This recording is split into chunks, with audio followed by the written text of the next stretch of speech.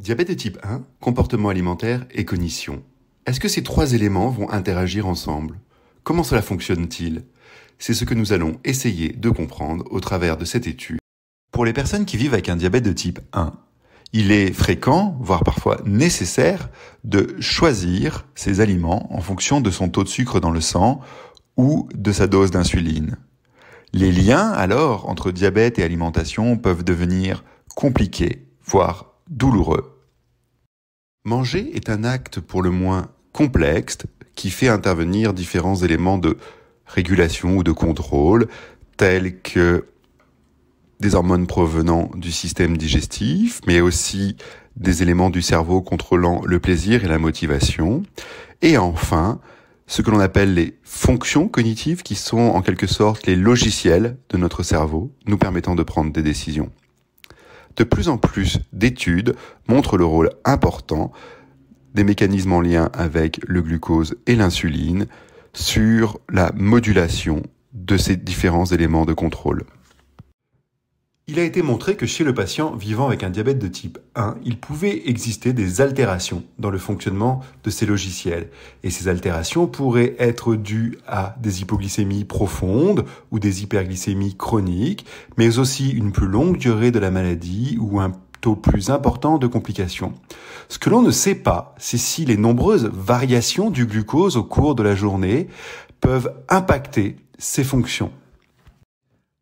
Ainsi, l'objectif de notre étude est de mieux comprendre comment ces variations du glucose sanguin et surtout la fréquence de ces variations peut aller influencer, modifier les logiciels de notre cerveau et notre comportement alimentaire et ainsi influencer nos capacités d'autogestion dans le diabète de type 1.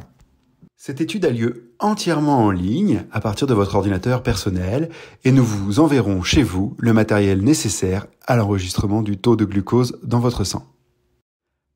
Après une première rencontre virtuelle, vous devrez porter pendant 10 jours un capteur qui enregistrera le taux de glucose dans votre sang en continu. Durant cette période de 10 jours, vous devrez participer à 3 sessions de questionnaires et de tests en ligne, chaque session durant en moyenne 45 minutes. Enfin, durant cette même période de 10 jours, vous devrez compléter un journal alimentaire dit intelligent, et ceci à l'aide de votre téléphone portable. Les résultats de ces différentes mesures seront analysés en comparant ces résultats chez les participants avec une forte variabilité du taux de sucre dans le sang aux participants ayant une plus faible variabilité de ces taux de sucre. Pour cette étude, nous sommes donc à la recherche de 150 personnes âgées entre 18 et 65 ans et présentant un diabète de type 1 depuis plus d'1 an. Ces personnes doivent également avoir une hémoglobine glyquée entre 6,5 et 9%.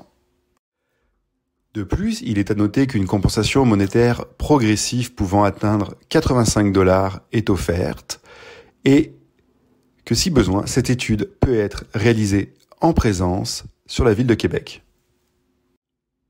L'intérêt scientifique de ce projet réside dans le fait qu'il contribuera à améliorer la connaissance sur les conséquences des fluctuations du taux de sucre dans le sang et aidera à concevoir des recommandations et des outils adaptés pour la prise en charge de ces conséquences, voire leur prévention.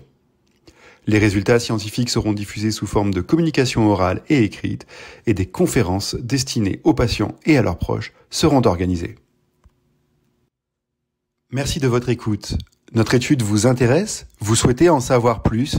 Contactez-nous à équipe.iceta@commercial.criucpq.ulaval.ca.